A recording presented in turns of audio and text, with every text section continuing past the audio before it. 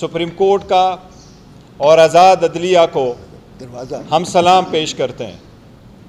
Supreme court ने एक कानूनी और आईनी फ़ैसला दिया है जो तारीख़ में याद रखा जाएगा। उसके मुताबिक पाकिस्तान तहरीक इंसाफ के राइट को रिकॉग्नाइज़ किया गया। पाकिस्तान तहरीक इंसाफ एक स्ट्रॉन्गेस्ट पॉलिटिकल पार्टी थी, है और इंशाअल्लाह ताला रहेगी। ये खान साहब की विज़न की वो पार्टी है जिसको खान साहब ने 27 साल मेहनत करके इस मुकाम तक पहुंचाया कि आज मोर देन 70% पाकिस्तानी इस पार्टी के साथ जुड़े हुए हैं, जो खान साहब की विज़न की तर्जुमानी है।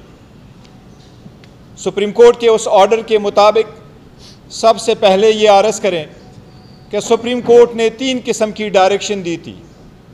एक ये कि जो लिस्ट इलेक्शन कमीशन ने जमा करवाया था उस लिस्ट के मुताबिक 39 MNAs को रिकॉग्नाइज़ किया गया था कि वो रिटर्न MNA पाकिस्तान तहरीक इंसाफ के थे।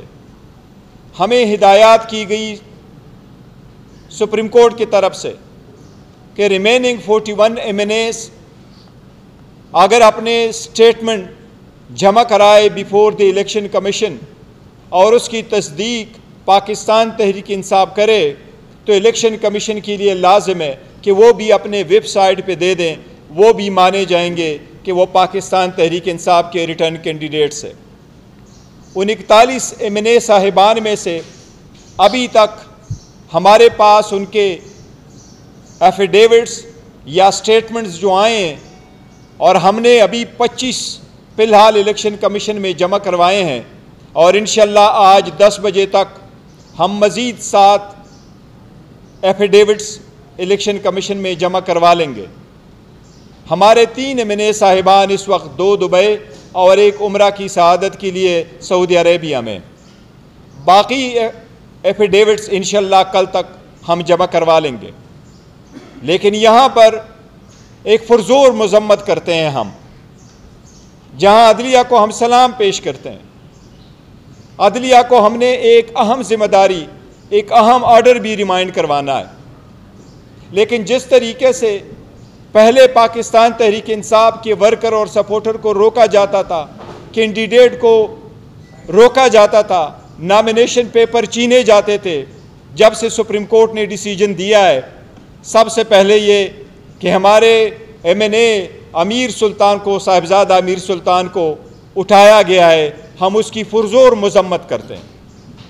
ये इसके अलावा है जिस तरीके से हमारे रिजवान कई दिनों से लापता है और हमारे बाकी साथी इस दफ्तर में काम करने वाले लापता है, लेकिन उस MNA को उठाया गया है। हमारा दूसरा MNA फयाज चजड़ा साहब को, उसके भाई को उठाया गया, उसके बाद उसके 16 साल बेटे को उठाया गया। आज उन्होंने मुझे पूरी तफसील बताई है और हम सुप्रीम कोर्ट में उसका एफिडेविट भी जमा करवाएंगे। उसके 16 साल बच्चों को मारा पीटा गया और 16 साल बच्चे की माँ को उसके फ़ोन पे आवाज़ें सुनाई गई, जिसकी हम मज़म्मत करते हैं। किसी भी इदारे की ऐसी कार्रवाई को हम शदीद मज़म्मत करते हैं। हम सुप्रीम कोर्ट को एक बात का रिमाइंड करा रहे हैं कि सुप्रीम कोर्ट ही वाहिद इदारा है जो पाकिस्तान की अवाम की बुनियादी हकूक़ का मुहाफ़िज़ है, अमीन है। हम अदलिया की तरफ देते जाते हैं। सुप्रीम कोर्ट ने एक पिटीशन में 3 जनवरी को ये ऑर्डर पास किया था कि पाकिस्तान की हुकूमत, वज़ीर आज़म ये अंडरटेकिंग जमा कराएं कि किसी को भी उसके घर से उठाया नहीं जाएगा माँ सिवाय ये कि वो कानून के मुताबिक उसकी अरेस्ट हो। ये एक मरतबा नहीं, बार बार कहा गया। वो पिटीशन अभी भी पेंडिंग है। हम सुप्रीम कोर्ट से दरख्वास्त करते हैं कि जल्द से जल्द उस पिटीशन को हेयरिंग के लिए रखा जाए, उस अंडरटेकिंग पे कोई अमल दरामद हो, उस अंडरटेकिंग पे फर्दर प्रोसीडिंग्स हो और जो लोगों को उठाया गया है ये सिलसिला रुके और जो उठाए गए इनको बाजियाब कराएं और जिन लोगों ने जिनको उठाया हुआ है उनकी भी कोई एहतसाब हो। हम इस बात का इयादा करते हैं कि पाकिस्तान तहरीक इंसाफ एक थी एक है, इसमें कोई फॉरवर्ड ब्लॉक नहीं है, इंशाअल्लाह ताला एक ही रहेगी। 14 महीनों से सनम जावेद जेल में, आज रिहाई के बाद उसकी दोबारा अरेस्ट हुआ है, उसकी भी मजम्मत करते हैं। बीबी की रिहाई के बाद बीबी की दोबारा गिरफ्तारी की मजम्मत करते हैं। तो शखाना के साथ बीबी का दूर दूर तक कोई ताल्लुक नहीं। बीबी का नाम तो शखाना के लिस्ट में नहीं था। बीबी ने कोई ख़रीदी नहीं है कोई गिफ्ट, बीबी ने पैसे नहीं दिए, बीबी का नाम कैबिनेट डिवीज़न के लिस्ट में नहीं था, बीबी का नाम इलेक्शन कमीशन के लिस्ट में नहीं था, बीबी का नाम दिलावर हमायूं दिलावर के सामने केस में उसका नाम नहीं था। यह सिर्फ इसलिए किया गया कि खान साहब पे प्रेशर डाले।